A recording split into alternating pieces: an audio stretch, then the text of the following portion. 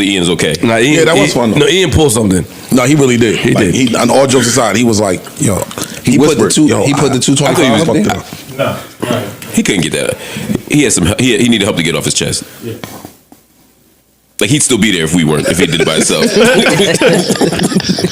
That's the worst. Getting caught under a bench, Dolo. Yeah. Yeah, that is not fun. Good times though. Yeah, that was fun. Great times. I'm trying to find this smoke that I have for Mark Lamont. Here I think it's right on at Mark Lamont Hill. Now I got it right here. This is something that Mark Lamont retweeted from a friend of the show, Jay Will. We fuck with Jay Will up here. That's my guy. That's my guy. Dog. Absolutely love Jay Will.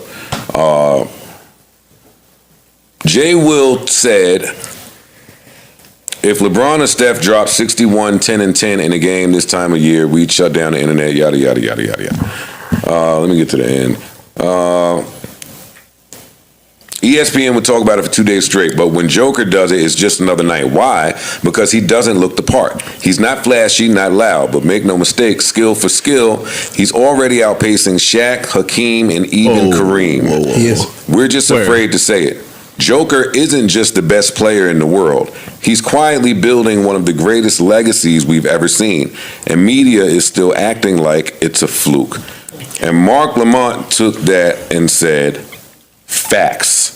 I would agree with and that. I couldn't believe that you said that. I agree with some of the points in there. I will say in fairness, I wasn't reading all that. I was really facting the first half of it, if he dropped these big numbers and be bragging and talking about it.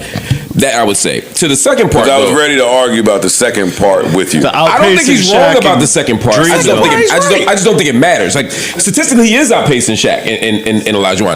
I just think it's a different era, and so it doesn't mean the same thing. Yeah, it means absolutely. I'll give you a perfect example is rebounding. Rebounds are a lot easier to get in today's NBA because a lot of teams, bigs, abandon the basket and go up the court. That's why you see a lot of point guards now averaging 8-9 rebounds a game. So Jokic's rebounds are not the same as Shaq's rebounds.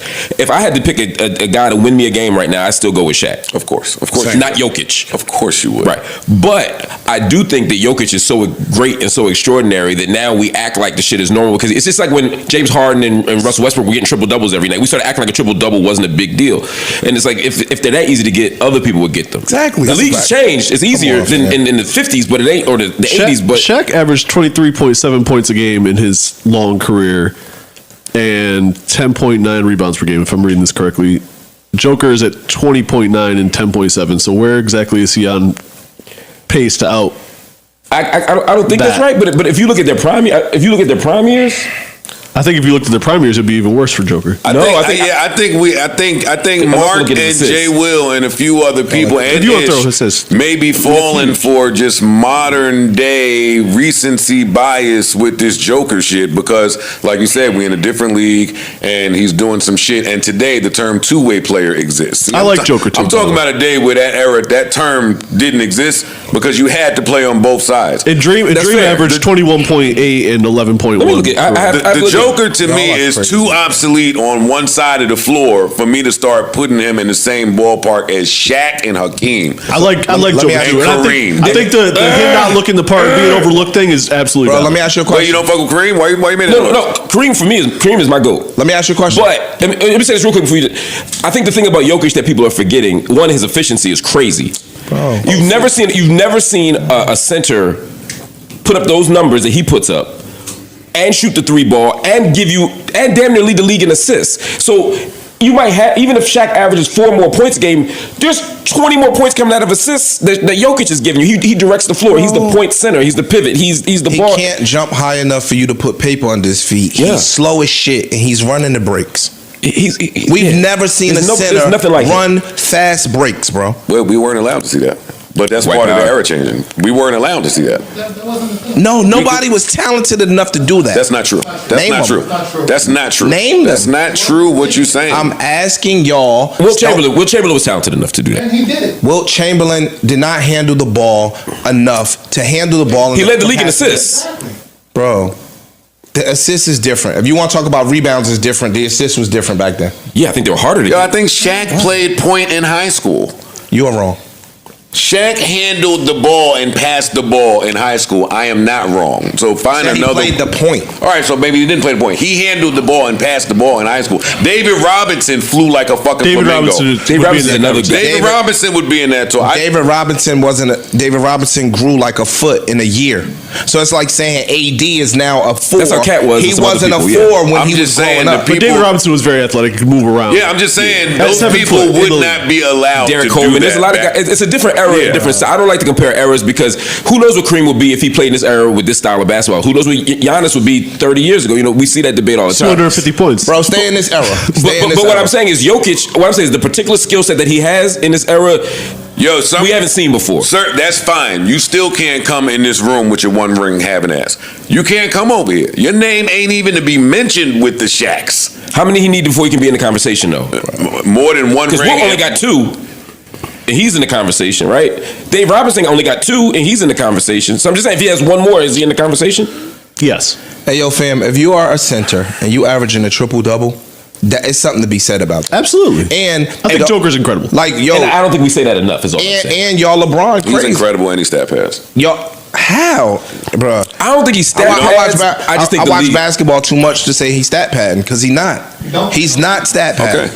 Okay. No, he doesn't play defense. Yeah, I don't know what. So even if he's not, listen, that's the knock on him. If he's not playing defense, you don't see nobody kill him. Yo. If he's not playing defense, the nigga that he's guarding don't get points. Yo, that's not true. Embiid gets busy on him. That's not true. Yo, nobody can stop Joel Embiid. Keep going. If there's somebody's there aren't that many good centers in the league. That's the other piece of it. If somebody's a defensive liability, today's NBA will exploit your defensive deficiencies. I've seen mad game winners on the Nuggets happen on Joker's watch.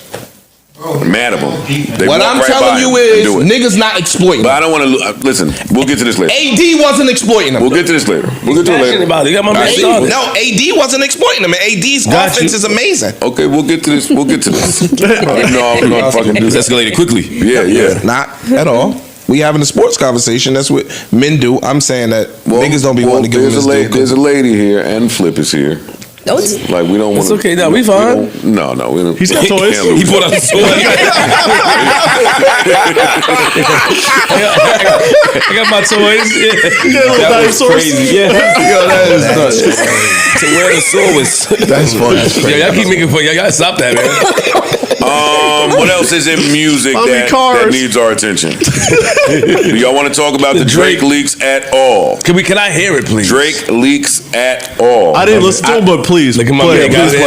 I don't trust leaks anymore. Look at my man. I run from leaks just because I don't know what's real anymore. He's back on the wagon. You got all 3 songs? It's my son. I'm not playing all of them. Yeah, I heard one. One of them. Back on the wagon. Let's go, boy. All right, let's see.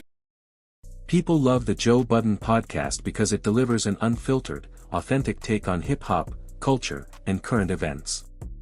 Joe Budden, known for his raw honesty and animated storytelling, brings a level of passion and perspective that feels more like a real barbershop conversation than a traditional podcast. Fans appreciate how the show balances humor, debate, and deep commentary, especially when it comes to music industry insights that most other podcasts don't touch.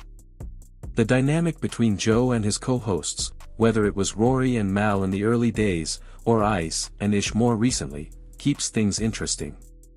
Each personality brings something different to the table, creating a natural chemistry that feels both chaotic and cohesive. Listeners never quite know what's going to happen next, and that unpredictability is part of the appeal. Another major reason fans stick around is the podcast's consistency and depth. They don't just skim the surface, they'll break down albums, dissect artist behavior, and dive into behind-the-scenes industry politics. Whether you agree with Joe or not, he makes you think, laugh, and sometimes yell back at your phone. In a media world full of fluff, the Joe Budden podcast stands out for being real, unapologetic, and uniquely entertaining.